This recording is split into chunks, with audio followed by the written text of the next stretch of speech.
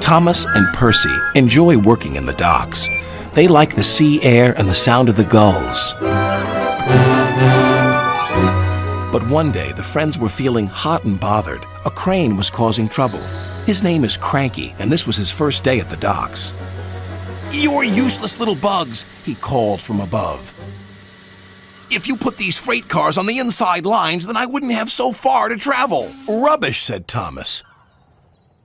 "No crane has ever complained before." "Well, I'm complaining now." And Cranky banged his load down on the quayside.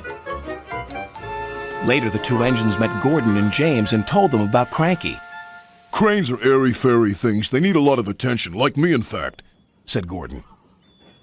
"You should see the situation from Cranky's point of view," said James. "He's high up in the air, coping with wind, rain, and baking sun. Then he looks down and sees you two little engines being annoying. No wonder he calls you bugs." When Cranky heard that the big engines agreed with him, he grew bossier still. Come on, push those freight cars closer to me." But Percy was too upset to concentrate and pushed the freight cars too far. Poor Percy. Then Cranky played a trick on Thomas. "Push your freight cars onto the outside line. It's easier for me to load up." So Thomas did.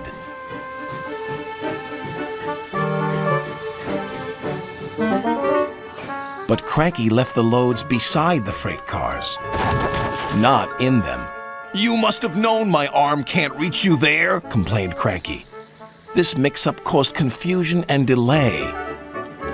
Sir Topham Hatt was most upset. "Thomas and Percy, this new crane has an important job to do. I have heard that you have not been helping him today. You will go to your sheds and consider how you will improve yourselves tomorrow." Now Thomas and Percy were upset too.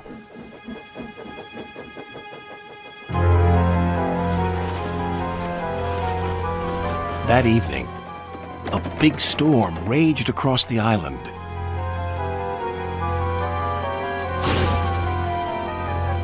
Cranky and the engines were trapped at the docks. "We're sure to be safe in this shed," said Duck. But he was wrong. The engines had no idea they were about to be put in great danger by an old tramp steamer. It was out of control and running aground, straight into the sheds.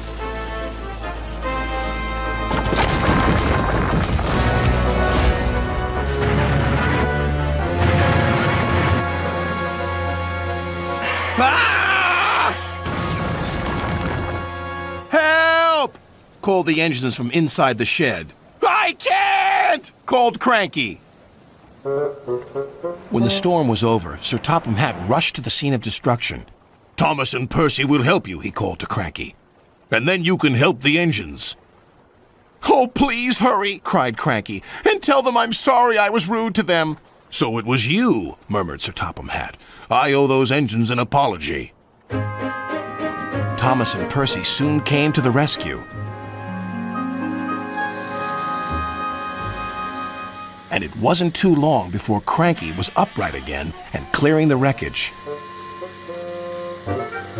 At last, all the engines were free. "Oh, thank you," said Gordon. "What would I have done without you?" "Well, I had to be rescued before I could help you. But I never thought it would be by a couple of Cranky was about to say bugs, but he quickly corrected himself. Small engines, thank you. I'll never be rude again. However, you two mites are in my way, so move over." "Pa," said Percy, "he's back to bugging us." "Don't move! You're still attached to Cranky." But it was too late. Cranky still looks down on the two little engines. But ever since that stormy night, he never calls them bugs or mites, because he knows they might bite back.